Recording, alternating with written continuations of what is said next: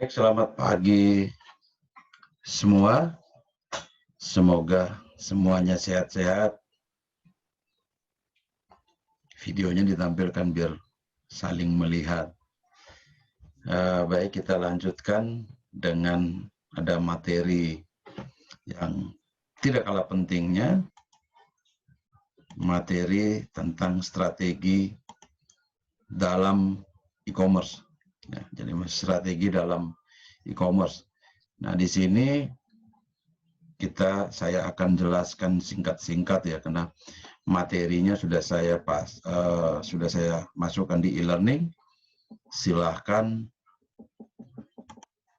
ambilnya dari e-learning untuk materi ini. Baik, saya share dulu.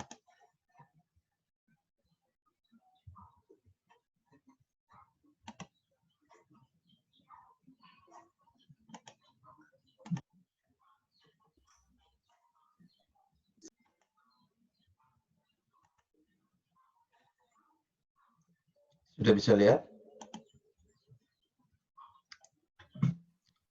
Apa sudah bisa lihat? Sudah, Pak. Sudah. Sudah, Pak. Sudah, Pak. Oke. Strategi dalam e-commerce. Ketika berbicara mengenai strategi ini, kata strategi ini banyak mengandung artinya, artinya itu sangat luas sekali. Nah, kemarin juga sudah saya jelaskan mengenai strategi di pemasaran. Ya. Oh, kalau di pemasaran itu seperti apa? Jadi strategi ini banyak sekali. Dan hari ini saya jelaskan sedikit tentang yang ada di e-commerce. Ya. Yang ada di e-commerce itu seperti apa? Oke, kita lihat. Nah, mengapa harus e-commerce? Ya, atau dengan kata lain, mengapa kita harus mempelajari strategi yang ada di e-commerce? Maksudnya penjual beli online, digitalisasi tadi ya. Nah, mengapa kita tidak belajar saja strategi yang ada di pemasaran konvensional? Macam-macam strategi. Mengapa kita tidak belajar saja strategi manajemen sumber daya manusia? Macam-macam ya, artinya strategi ini macam-macam. Sehingga tuh, karena kita sekarang ini kita ada di mata kuliah e-commerce, maka saya ajarkan di e-commerce. Ya. Jadi pertanyaannya mengapa harus di e-commerce? Memang sekarang ini kita berada pada industri 4.0 ya, di mana segala macam aktivitas, lebih-lebih aktivitas di UMKM ya, usaha mikro, kecil dan menengah, itu sekarang sudah berbasis digital. Jadi sekarang rasanya semuanya itu sudah digital. Karena semuanya larinya ke digital, maka ya kita harus belajar ini. Gitu. Itu alasannya ya. Kenapa harus di e-commerce? Karena kita ke digital tadi. Kenapa tidak di konvensional? Memang perkembangannya sudah sampai ke situ, ke industri 4.0. Nanti jangankan 4.0 ya, sekarang sudah mulai muncul yang namanya Society 5.0. Kalau Society 5.0 itu sudah kita harus belajar banyak mengenai IoT dan kita belajar banyak mengenai AI. Ya, jadi semua kegiatan terkomputerisasi. Ini siapa yang bunyi-bunyi ini?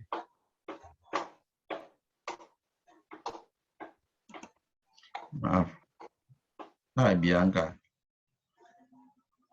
Bunyi-bunyi apa tadi itu? Maaf ya.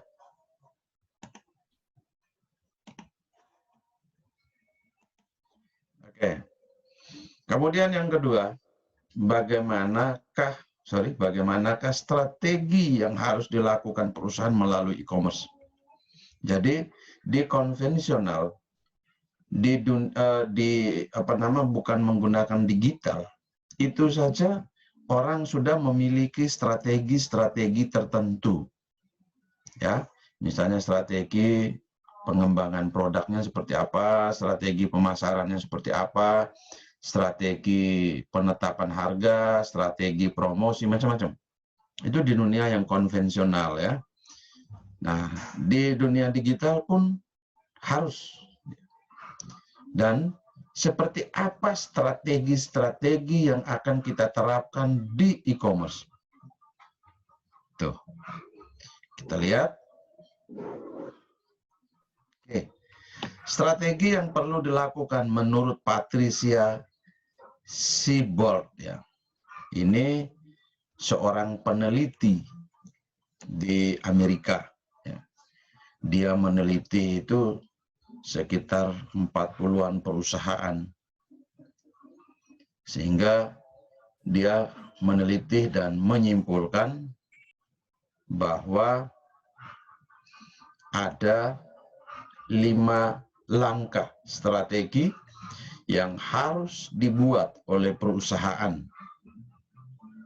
Nah, 5 langkah strategi yang harus dibuat oleh perusahaan, yaitu langkah pertama, set strateginya seperti apa. Jadi urutan-urutannya, strategi atau susunan langkah-langkah strateginya.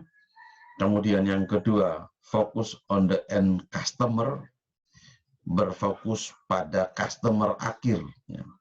Atau kalau di IT kita sebut dengan istilah end user itu. Kemudian langkah yang ketiga, redesign customer focus business process, ya. Melakukan desain ulang. Nah, desain ulang yang dilakukan itu berfokus pada proses bisnisnya. Kemudian langkah yang keempat, where company for profit, jadi sudah memperhitungkan dengan laba perusahaan atau keuntungannya.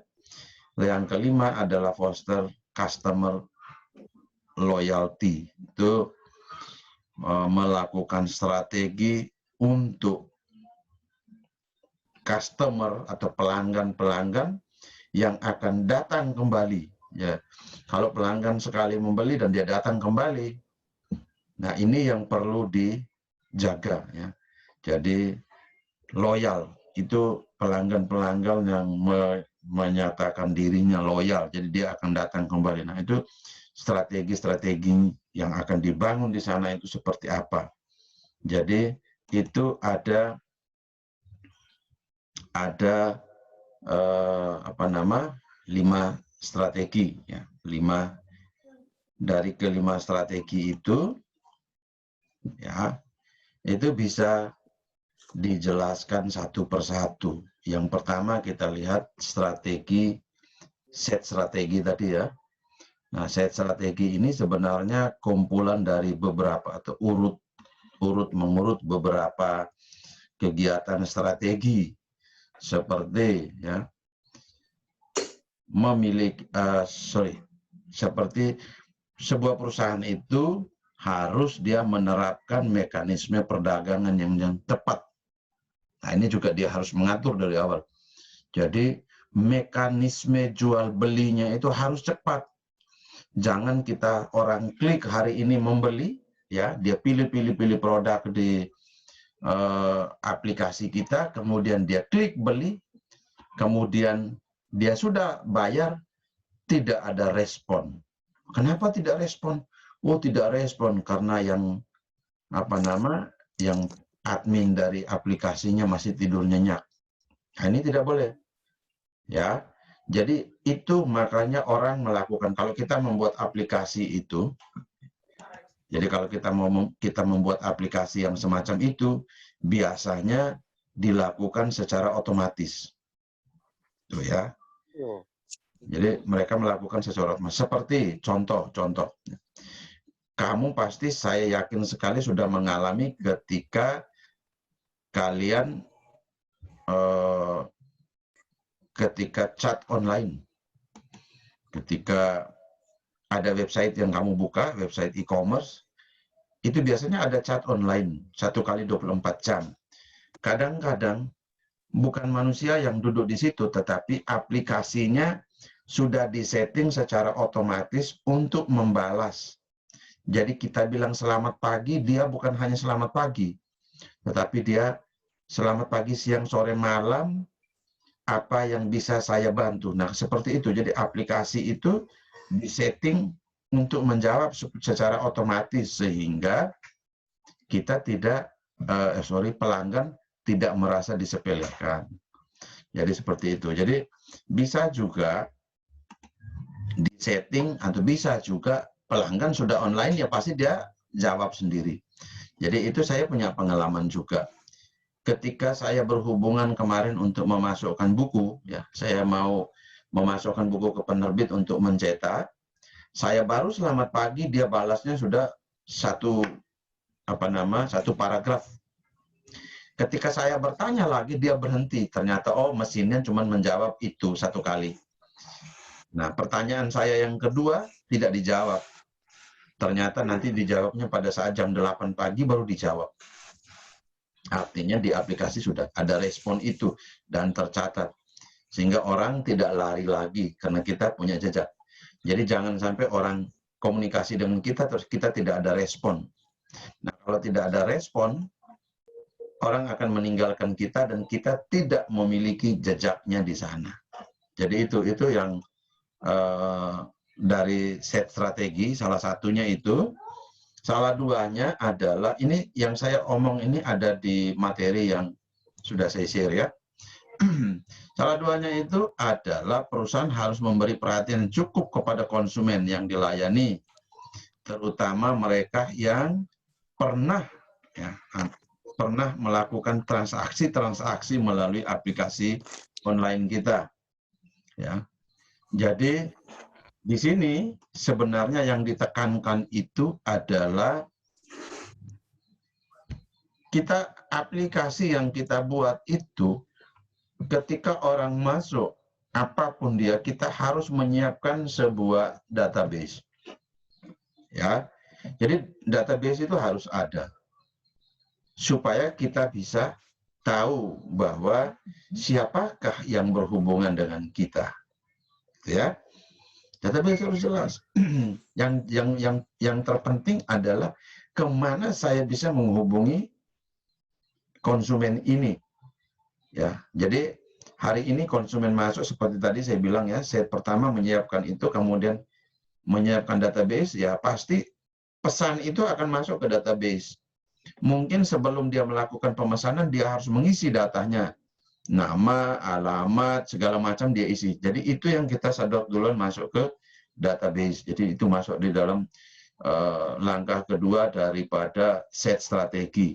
Nah, langkah ketiganya itu bahwa harus bahasa Inggrisnya itu make it easy for us to order and pressure surface. Nah, di sini dia berhubungan dengan proses pemesanan barang itu harus dilakukan dengan cara yang lebih mudah. Nah, ini jadi kalau kita membangun aplikasi itu tim di aplikasi yang itu harus ada orang yang memikirkan termudahnya itu seperti apa. Jadi jangan memposisikan dirimu, Yuliana Liwu ya. Yuliana Liwu ini kan orang IT nih, atau Uni Arsa, Longinus Bay kan orang IT, Eskom semua nih. Jangan pernah memposisikan dirimu di membuat aplikasi itu sebagai orang IT. Tetapi posisikan dirimu di aplikasi yang you buat itu sebagai pengguna atau konsumen akhir atau usernya, sehingga selalu berpikir mengenai, oh ini supaya lebih mudah kita ini, oh saya maunya tuh begini, yang mudah-mudah saja, klik, jangan bingung-bingung. Ada orang yang karena dia sok belajar IT, dia bilang, sudah gampang-gampang juga, masa tidak bisa? Ya tidak gampang menurut you yang Eskom. Belum tentu gampang menurut petani yang tinggal di kampung, baru pegang HP Android. Jadi seperti ini, Patricia Moi. Ada bedanya, ya ini contoh saja ya, ada bedanya antara orang yang baru memiliki akun Facebook dengan orang yang sudah lama memiliki akun Facebook. Yuliana Liwo itu akun Facebooknya mungkin 10 tahun yang lalu sudah ada. Patricia Moi baru buat kemarin. Itu jadinya apa? Ya, jadinya apa? Jadinya Patricia Moi, Yuliana Liu, karena sudah 10 tahun dia merasa bahwa itu biasa saja. Yang ini biasa. Tetapi Patricia Moi bilang, ini luar biasa menurut saya karena saya baru tahu. Tidur pun dia siaran langsung. Aku mau tidur. Hati-hati. Gitu ya. Makan juga dia siaran langsung Facebook. Lupa pegang handuk menuju kamar mandi, sok jagoan mau siaran langsung, ya, karena lupanya tadi ya. Nah tapi kalau itu ditonton oleh Yuliana Liu, pasti Yuliana Liu bilang, sok sekali ini orang ya. Padahal itu karena apa? Pandangan kita sudah berbeda. Begitu juga kita membuat aplikasi.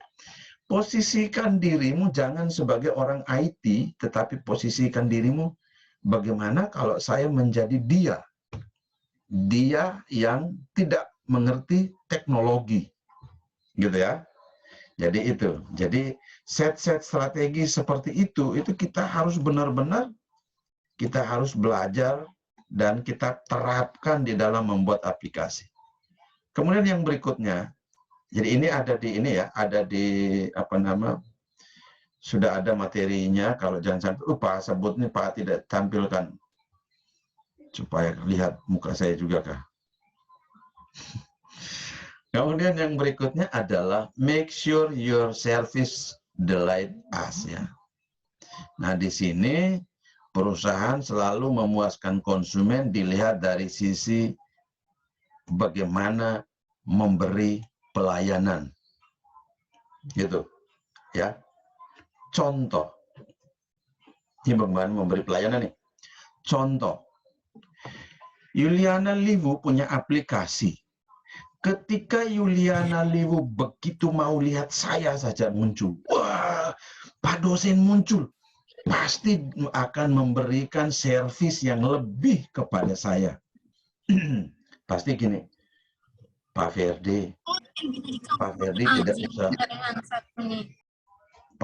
tidak usah repot-repot. Pak Ferdi, saya yang atur saja ya. Jadi seperti itu.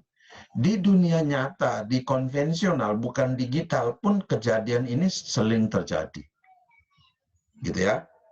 Contoh, kalau saya pergi beli air galon, kan saya bawa 5-6 galon sekaligus beli, bukan isi ulang ya. Itu begitu sampai kita belinya di Starmart. Begitu mobil saya atlet berhenti, itu petugasnya sudah berdiri di situ untuk mengambil dan menukarkan antar kasih masuk di mobil. Gitu ya. Kalau saya ke pompa bensin, karena orang sudah tahu kenalnya, begitu saya masuk mau isi bensin, saya berhenti, saya buka dari dalam mobil itu, saya tekan tombol untuk penutup tangki bensinnya itu terbuka. Saya tidak perlu turun, tetapi petugas yang melakukan itu. Saya santai-santai saja di mobil, tinggal kasih dulu.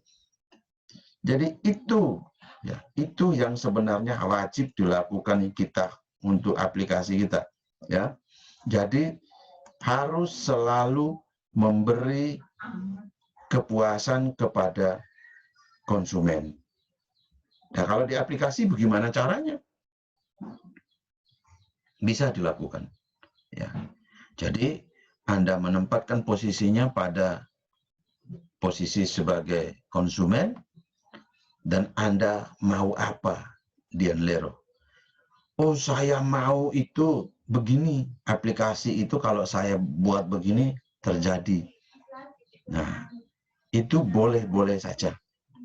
Silakan. Nah, itu yang dimaksudkan tadi ya. Kemudian masih di set strategi tadi. Masih di set strategi yang terakhir adalah custom size your product and service for me. Ya. Nah, ini secara teknis ada hal-hal yang secara teknis yang perlu kita lakukan, seperti perusahaan mereka dapat menciptakan, untuk kita yang memiliki perusahaan itu bisa menciptakan produk, barang atau jasa yang unik terhadap kebutuhan dari konsumen tertentu, ya. Jadi kalau di dunia nyata itu konsumen itu beragam, macam-macam konsumennya itu ya.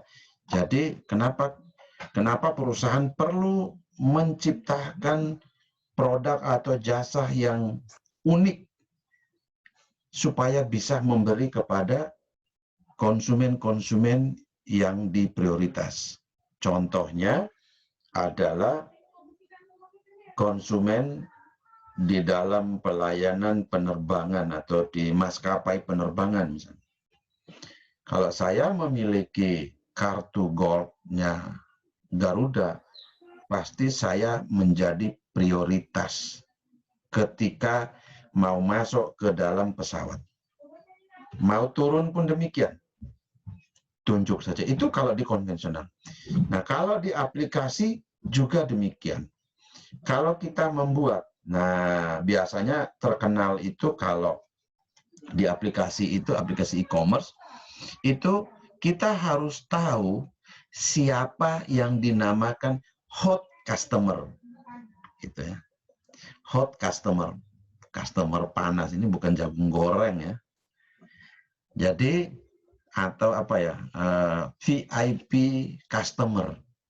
Jadi ada beberapa customer di aplikasi itu dia mendapatkan pelayanan lebih, atau produknya diciptakan sebuah produk, ada produk-produk yang diciptakan khusus untuk customer tertentu, gitu. Jadi ada customer yang, wah saya tidak mau kalau beli rinsonya CC terus. Oh, produk produksi sekarang itu tidak ada yang 1 kilo, 2 kilo. Oh, kebutuhan saya besar di laundry saya itu, kalau laundry saya itu butuhnya 1 bulan 10 kilo. Bagaimana kalau perusahaan menjual langsung 1 karung 10 kilo rinsonya? Bisa. Itu yang namanya hot customer. Jadi kita menciptakan sesuatu khusus untuk customer tertentu. Jadi itu ya, untuk yang set strategi. Kalau set strategi itu seperti itu. Kemudian yang kedua, yaitu fokus on the end customer. Ini yang kedua nih ya. Fokus on the end customer. Oke, kita lihat, sabar. Ini mensyaratkan ya, ini kita mensyaratkan aplikasi kita harus berfokus pada customer akhir atau user, seperti tadi sudah saya singgung di atas tadi. Nah, kenapa? Karena pada akhir cerita atau pada akhir pada akhir dari kegiatan pembelian barang itu, atau pada akhir dari aktivitas aplikasi e-commerce yang kita bangun itu, ya, yang menikmati produk, jasa maupun barang itu adalah customer akhir. Jadi kita harus perhatikan mereka, jangan perhatikan kita yang bukan itu, atau jangan pernah memperhatikan distributor. Ya, jadi kalau kita lihat di pemasaran barang itu, setelah dari produsen atau perusahaan produksi barang dikirim melalui distributor, ya, kemudian baru sampai di pengguna akhir atau konsumen. Jangan lihat di distributornya atau jangan melihat perjalanannya, tetapi kita harus lihat adalah pengguna akhirnya, gitu. Maka silakan memuaskan pengguna akhir. Itu tujuannya seperti itu sebenarnya. Oke, yang berikutnya adalah bagaimana dengan kejadian yang ada di dunia maya atau di aplikasi online ini. Ya. Di aplikasi online ini sebenarnya sangat-sangat memungkinkan karena barangnya berjalan di aplikasi online. Tuh. Jadi proses perdagangan itu terjadi bisa dari produsen penghasil barang atau produk tadi bisa langsung ke end customer-nya, ke customer akhir, orang yang membelinya. Jadi dia tidak melalui distributor atau biasanya kita sebut dengan istilah broker. Nah, ini kan kalau online ini kan kita banyak cerita ya. Materi sebelumnya pernah saya jelaskan mengenai dropship. Nah, itu contohnya. Kita berlaku hanya sebagai seorang perantara atau broker. Nah, itu punya kelemahannya juga banyak. Nah, itu sisi yang ini, itu juga kita harus perhatikan benar-benar ketika kita membuat sebuah strategi ini. Ya, jadi kalau kita memperhatikannya, jadi apa ya? Ini seperti business to customer, ya, B2C, bukan B2B. Kalau B2B itu kan antara perusahaan pembuat barang, dia ke distributor. Nah, B2B ya. Ini B2C, maka harus lebih detail kita memperhatikan itu. Kemudian, kita harus mengetahui bagaimana langkahnya sampai ke end customer-nya itu. Ya. Customer kita itu basisnya itu ada di mana? Nah, kenapa harus tahu itu? Nah, itu yang kemarin yang beberapa minggu lalu saya sudah ajarkan mengenai segmentasi pasar kan. Nah, itu kita perlu memastikan bahwa kita memiliki segmen pasar yang sudah ada. Sehingga aplikasi yang akan kita bangun itu pun tidak sia-sia karena sudah disesuaikan dengan kondisi dari end customer yang kita miliki. Gitu. Sehingga kita lebih fokus dan strategi ini pasti akan berhasil ketika kita menghasilkan sebuah aplikasi. Mengapa kita perhatikan end customer? Misalkan produk saya ini untuk orang yang di pantai. Kalau jualan di pantai, bagaimana dia jual beli online kalau sinyalnya juga gini. Nah, itu yang kita harus perhatikan. Berarti aplikasi yang dibangun itu seperti apa? Harus pakai laptop, harus pakai HP, harus tidak bisa di HP. Padahal nelayan bilang, wah saya kan mau jual dari laut tidak bisa. Nah, seperti itu. Jadi end customer atau secara lebih sederhananya seperti saya bilang tadi adalah segmentasi pasar gitu. Nah, pertimbangan terakhir di langkah kedua ini adalah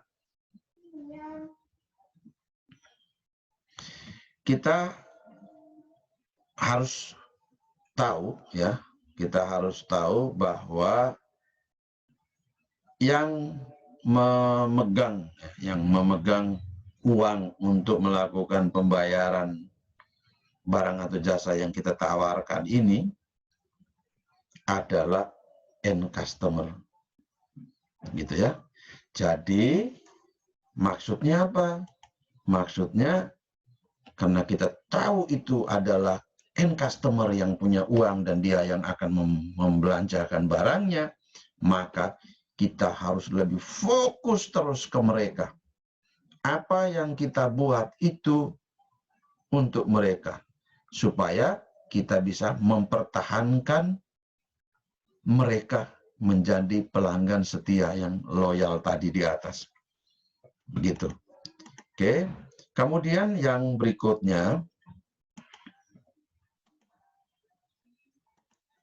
ini yang ketiga, redesign customer focus business process. Redesign ini tadi sudah saya sampaikan singkat di atas, adalah melakukan pembuatan desain ulang dari produk yang dihasilkan. Itu redesign. Mengapa orang melakukan redesign? Melakukan redesign karena sesuai dengan kebutuhan konsumen akhir, ya, end customer. Jadi itu. Jadi, oh, customer saya itu maunya gini. Itu yang kita fokus ke sana. Nah, di online, kalau di keseharian atau di jual beli bukan online itu, ini proses ini sudah terjadi. Strategi ini pun dipakai.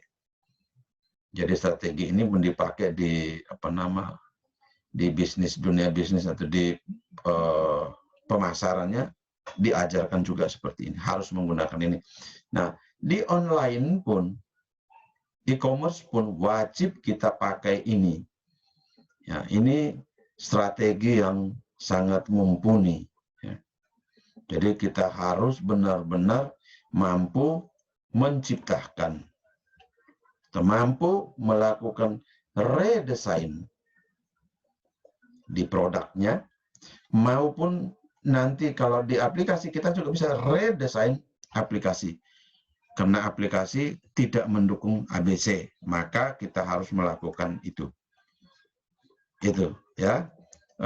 Itu untuk yang keempat. Oke, yang keempat itu ya. Itu yang ketiga. Yang keempatnya adalah wire company for profit. Kemudian yang kelima, faster customer loyalty. Nah, kita lihat dulu yang keempat. Yang keempat. Nah, ini kalau di tiga tadi kita merancang ulang, ya, proses bisnisnya juga dirancang ulang, produknya juga dirancang, semuanya dirancang ulang untuk menyesuaikan agar konsumen akhir itu puas. Nah, langkah yang berikutnya, langkah keempat ini adalah kita menyesuaikan dengan karakteristik interaksi yang ada di dunia maya. Tuh, karakteristiknya seperti apa? Seperti infrastruktur, ya, infrastruktur perusahaan untuk memberi jaminan bahwa mekanisme dari bisnis yang kita jalankan ini bisa atau tidak.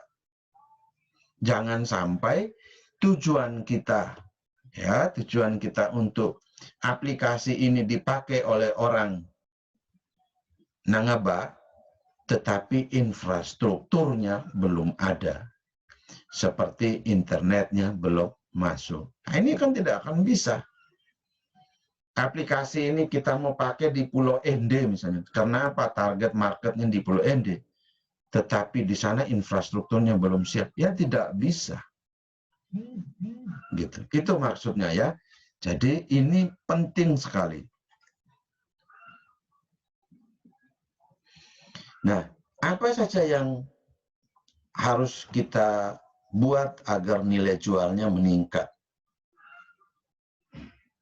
Ya, di mana kita wajib melakukan transformasi, ya, melakukan transformasi dengan spesifikasi informasi yang mumpuni, spesifikasi teknologi, sehingga pembeda atau sekat yang tadi itu, atau gap yang tadi itu tidak terjadi ketika kita melakukan proses bisnis ini, ya, gitu. Atau aplikasi yang sudah kita buat pun orang tidak paham atau tidak diketahui aplikasi ini aplikasi apa. Oke?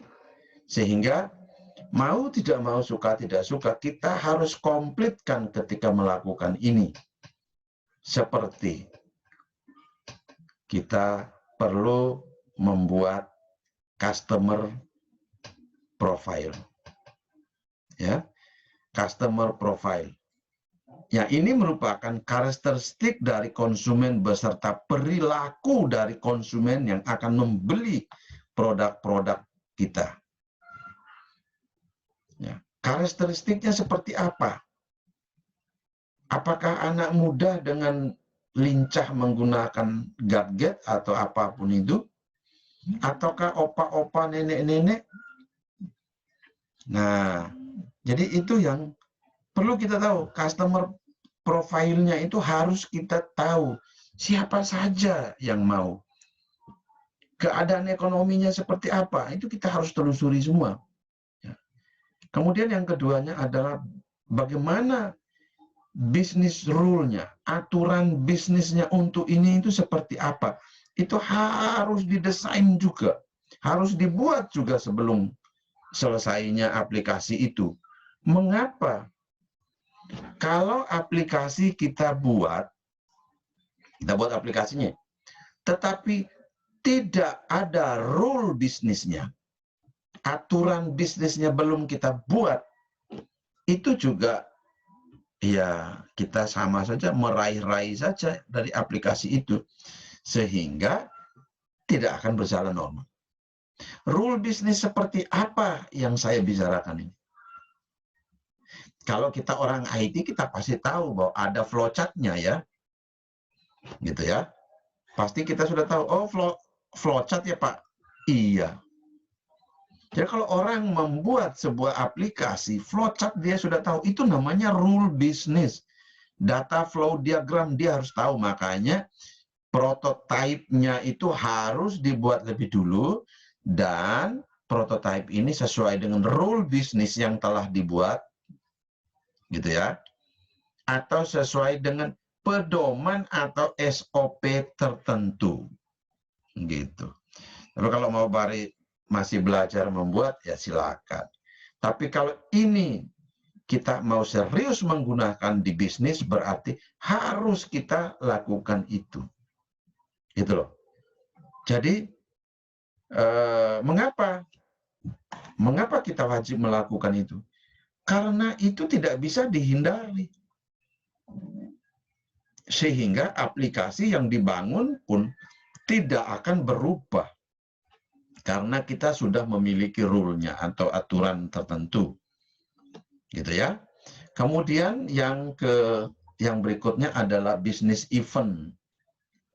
Nah, ini bisnis event ini biasanya tampungan dari aktivitas utama. Banyak sekali ini aktivitasnya biasanya dilakukan oleh pihak-pihak dari stakeholder gitu ya, atau konsumen-konsumen atau perusahaan-perusahaan yang menjadi distributor, nah atau rekanan-rekanan bisnis kita. Nah, bisnis eventnya itu ya pasti berhubungan dengan masalah rekening bank perusahaan, konsumen, keluhan konsumen itu seperti apa, kita tampungnya kemana, database-nya apa, gitu ya. Kemudian, apakah kita perlu membuatkan laporan berkala, gitu, dan seterusnya, masih banyak. Jadi itu yang di langkah keempat. Langkah kelima, langkah kelima adalah foster customer royalty. Nih, langkah kelimanya itu. Nah, apa itu? Di sini kita perlu berpikir atau menyusun sebuah strategi untuk membuat agar konsumen kita itu loyal terhadap perusahaan yang sedang kita jalankan. Loyal terhadap aplikasi yang kita buat untuk jual online atau e-commerce ini. Nah, bagaimana caranya? Nah, itu harus dipersiapkan dengan matang. Apa prinsip-prinsip yang akan dibangun untuk itu, ya, seperti perusahaan kita, perusahaan yang dibuat atau aplikasi e-commerce yang akan dibuat itu, ya, sudah memiliki sebuah model bisnis, ya. Dia harus sudah memiliki model bisnis yang akan menjamin pemasukan, ya, atau hasil dari jual beli barang tadi itu bagi perusahaan. Dan paling tidak kita harus mempertahankan itu. Jadi kalau penghasilan atau ini biasanya pencatatan dari situ, ya. Karena kalau hanya sekedar datang pulang atau login masuk lihat-lihat barang tidak beli keluar, nah ini kan tidak menjadi prioritas, gitu ya. Login lihat barang hanya senang mata yang biasanya disebut cuci mata. Setelah itu log out, tidak pernah melakukan pembelian. Nah, itu tidak. Jadi strateginya itu bukan dilihat dari siapa yang login. Itu bahasa sederhananya. Tetapi pasti strategi itu dilihat dari berapa banyak duit yang dipakai dalam transaksi pembelian itu. Jadi artinya bahwa untuk melihat loyal, siapa yang mau diajak untuk loyal, siapa yang mau dipertahankan di situ, kita lihat berapa banyak yang dia transfer atau berapa banyak dia melakukan proses pembelian itu. Gitu ya. Jadi kalau itu kita sudah perhatikan, kita datanya dari pembayaran atau datanya dari pemasukan uang tadi, maka disitulah kita pasti memiliki strategi-strategi dukungan yang lain. Seperti strategi memperoleh pendapatan secara aman, kan gitu. Karena dengan model proses bisnis yang tadi. Jadi kalau seperti itu, kita sudah mulai lihat, oh ini dia belanjanya besar, oh dia ini duitnya banyak, dia belanjakan hari ini. Nah, pasti aplikasi kita pun akan ditingkatkan kinerjanya. Sehingga semakin hari, semakin besar. Ya. Ya, kalau kita tidak tingkatkan aplikasinya, berarti bisa jadi satu saat kita kaget, aplikasi kita tidak dibuka oleh orang. Jadi seperti itu. Kemudian setelah kita lakukan itu, nah langkah yang berikutnya lagi adalah kita juga bisa membuat pelanggan tetap merasa puas dengan fasilitas atau pelayanan yang diberikan. Tuh. Nah ini yang strategi ini juga sangat ampuh. Mengapa? Karena akan ada cerita dari mulut ke mulut. Kalau di dunia konvensional, itu mereka melakukan, ya, perusahaan biasanya melakukan dengan memberi diskon dan lain-lain. Oh, di sana itu ada murah, beli 2 gratis 1, beli 3 gratis 5, atau beli 1 dapat 2, beli 2 dapat 1. Nah, jadi macam-macam ya proses atau apa ya nama diistilahkan kalau di pemasaran itu dengan nama referral. Ya. Referral itu konsumen atau pelanggan itu tetap merasa puas. Nah, jadi seperti itu. Nah, ini juga harus direncanakan dengan baik sehingga misalkan nanti Helena Danur punya aplikasi, kalau saya sudah di sana dan saya dikasih tanda oleh Helena bahwa saya adalah hot customer, yang seperti tadi ya, maka pasti ada layanan-layanan tertentu, fasilitas tertentu yang dibuat agar saya merasa puas dan akan datang lagi, dan datang lagi. Tuh. Jadi lebih ditekankan ke fasilitas. Kemudian bisa juga melakukan itu bukan hanya fasilitas, tetapi bisa juga dengan cara apa ya?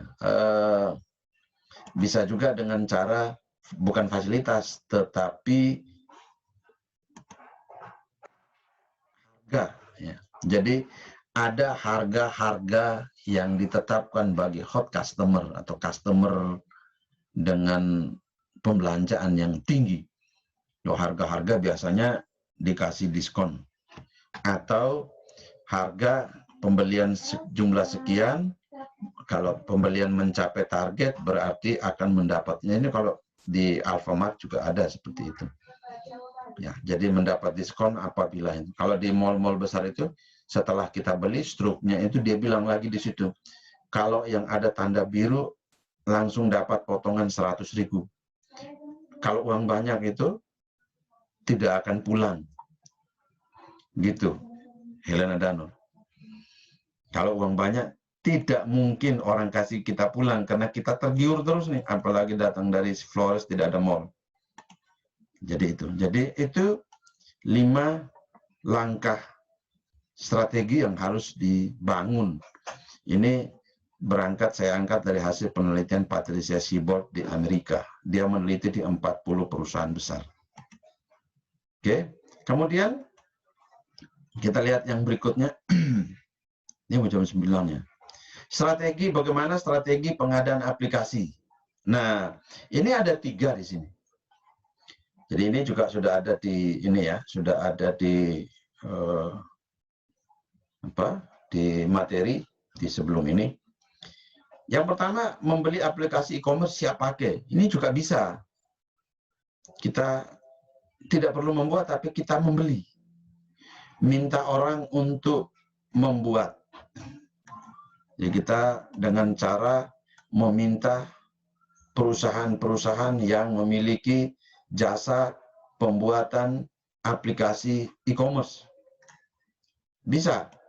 Nah, biasanya yang harus kita perhatikan di sini yang di pembelian aplikasi e-commerce siap pakai ini adalah aplikasi itu sifatnya statis atau sifatnya dinamis. Ya. Dia bersifat statis atau bersifat dinamis. Kalau statis itu kan tidak bisa berubah. Berarti kalau mau rubah sesuai dengan kebutuhan kita, telepon lagi si pembuatnya. Kalau dinamis berarti kita bisa melakukan tambah, kurang, itu bisa kita lakukan. Itu juga banyak sekarang aplikasi yang dijual. Yang kedua, kita membuat aplikasi sendiri sesuai dengan kebutuhan. Gitu. Kalau perusahaannya jual jagung-jagung, ya pasti kita buat dong.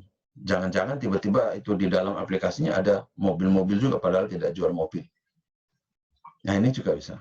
Kemudian yang ketiga adalah bagaimana melakukan pembelian komponen-komponen yang kemudian saling dikoneksikan. Ini juga sudah banyak. Kalau dulu itu hampir tidak ada, tidak pernah ditemukan. Kalau sekarang banyak ditemukan, ya, sangat banyak sekali ditemukan aplikasi yang berdiri sendiri-sendiri. Saya contohnya gini. Kalau sekarang itu, kalau kita membangun aplikasi e-commerce, walaupun kita menggunakan OpenChart misalnya, atau Joomla, atau WordPress, kita menggunakan itu saya contoh 3 tadi ya. Nah, dari 3 itu yang kita pakai gratis tadi, tetapi ketika kita mau memasukkan proses pembelian,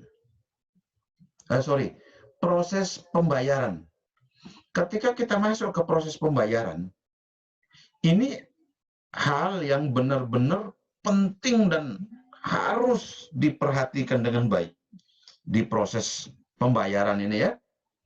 Pembayaran itu kan macam-macam seperti sudah saya jelaskan di materi sebelumnya. Nah, kalau di sini kita membangun aplikasi ini, walaupun e-commerce Joomla ataupun OpenChart itu gratis, saat kita mau membuat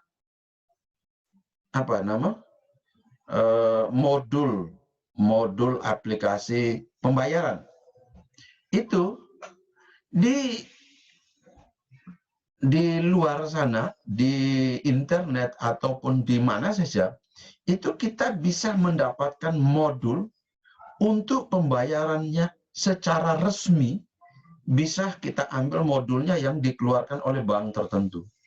Bank BRI sudah mengeluarkan, bank ini sudah mengeluarkan. Jadi seperti sebuah komponen-komponen. Kalau di IT kan kita sebutnya modul ya. Nah, modul-modul itu berbayar. Jadi misalnya gini, oh saya buat pakai aplikasi OpenChart.